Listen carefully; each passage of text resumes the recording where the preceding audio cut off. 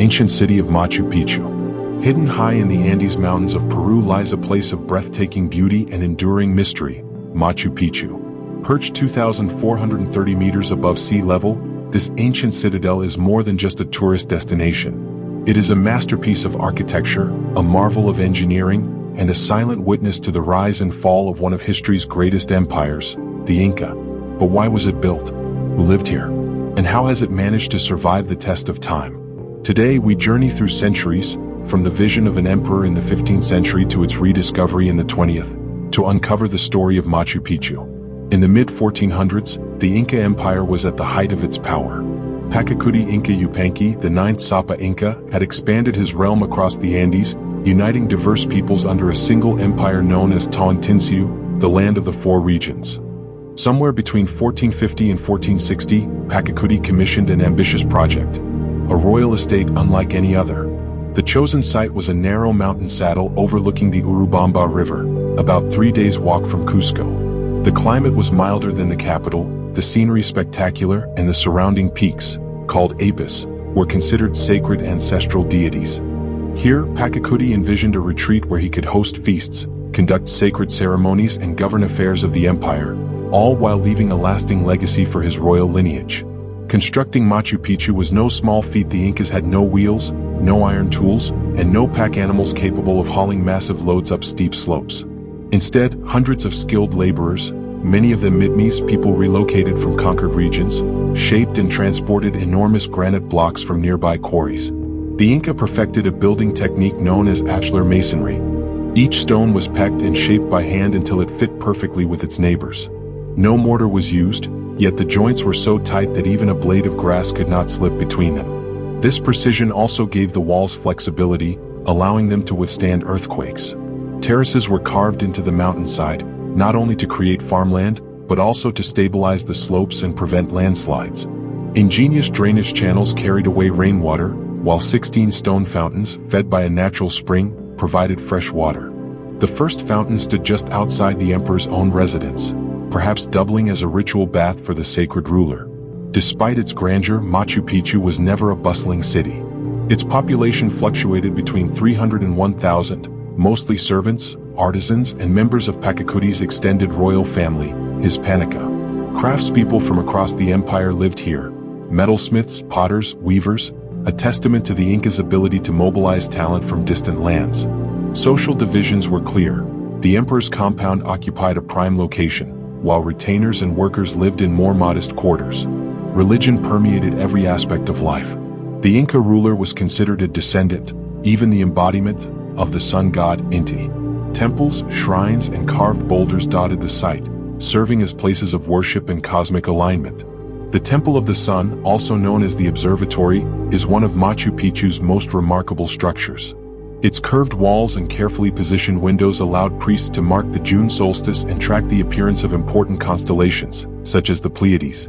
Beneath it lies a carved cave, possibly representing the Incan underworld, Okupasha, blending astronomy with deep spiritual meaning. Nearby stands the Intihuatana, the hitching post of the sun. This carved granite stone likely served as a solar calendar, helping priests determine the timing of religious ceremonies and agricultural cycles.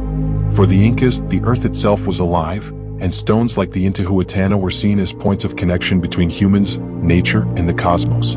After Pachacuti's death, Machu Picchu passed to his descendants. But over time, its prominence faded. New royal estates were built by his successors, and alternative trade routes bypassed the Picchu region. In the 1530s, the Spanish arrived in Peru, toppling the Inca capital of Cusco. Civil war, disease, and colonial disruption rippled across the empire. By 1572, Machu Picchu was completely abandoned.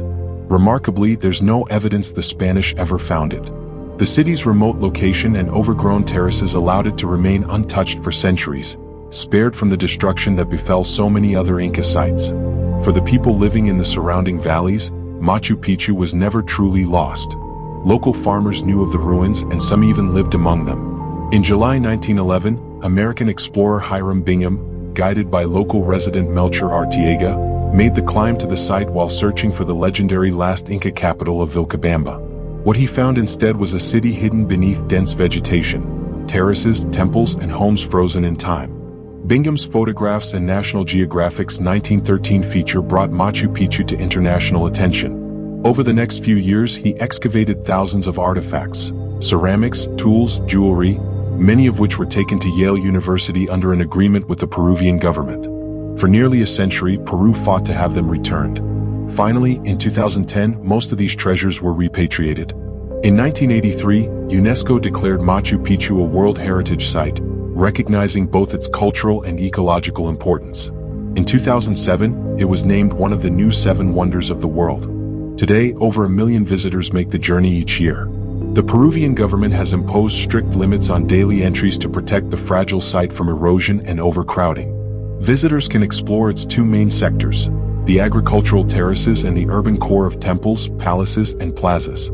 Hikes to Huayna Picchu or the Sun Gate offer breathtaking views, while the local museum in Aguascalientes reveals more about its history. Machu Picchu stands as a testament to the vision of Pachacuti and the skill of the Inca civilization. Without iron tools or wheels, they built a city that has withstood centuries of earthquakes, storms, and the march of time. It is a place where engineering meets spirituality, where every stone and terrace is aligned with the natural world and the heavens above. And though many mysteries remain about its exact purpose, its daily life, and the fate of its last inhabitants, Machu Picchu continues to inspire awe and wonder in all who see it. High in the Andes, Machu Picchu endures, a silent witness to a vanished empire, a sanctuary of stone and sky.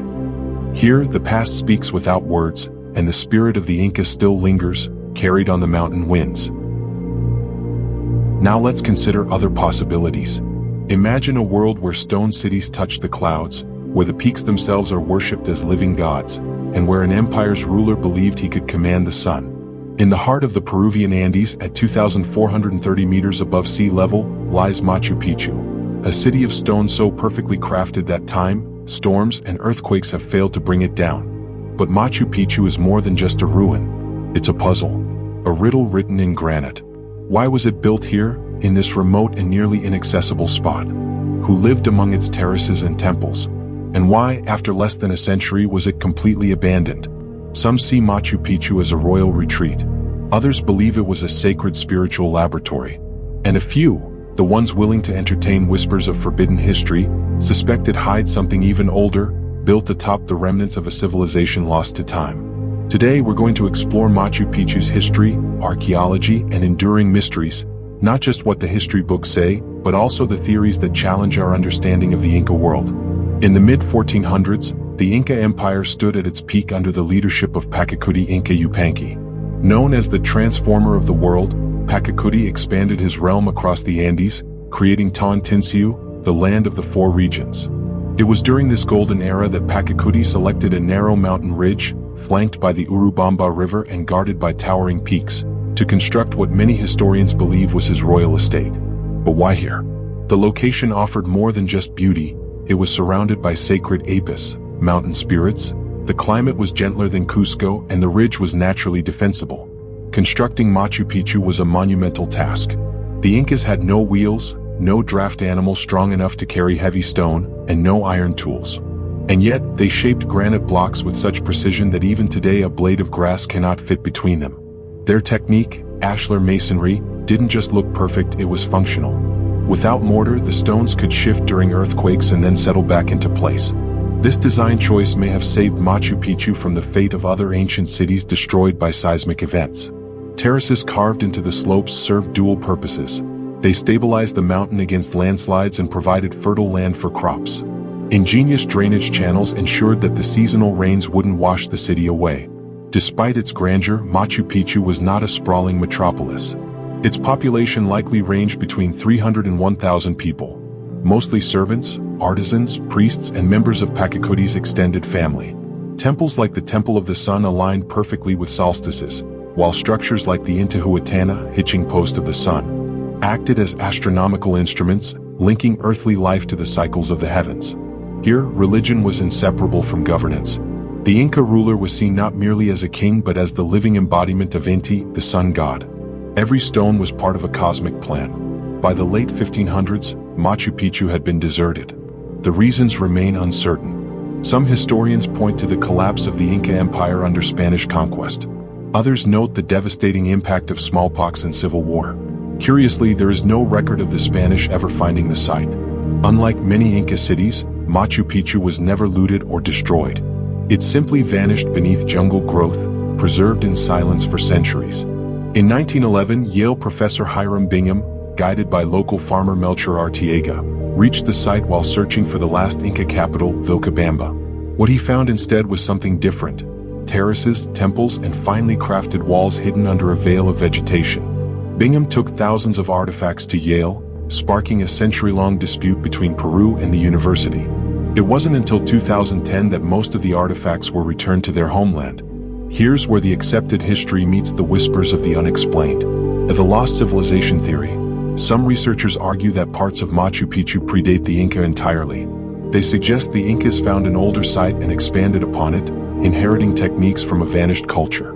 The precision of the stonework, they claim, hints at knowledge beyond the Inca era. Astronomical power center. Alignments with solstices and the Pleiades constellation lead some to believe Machu Picchu was an ancient observatory, not just for farming but for harnessing cosmic energy. The energy grid hypothesis. Alternative historians propose that Machu Picchu is part of a global network of ancient power centers, nodes of a forgotten energy system stretching across the Earth. The hidden chamber rumor, ground-penetrating radar surveys in recent years suggest there may be sealed chambers beneath certain temples. Theories range from royal tombs to archives of lost Inca knowledge.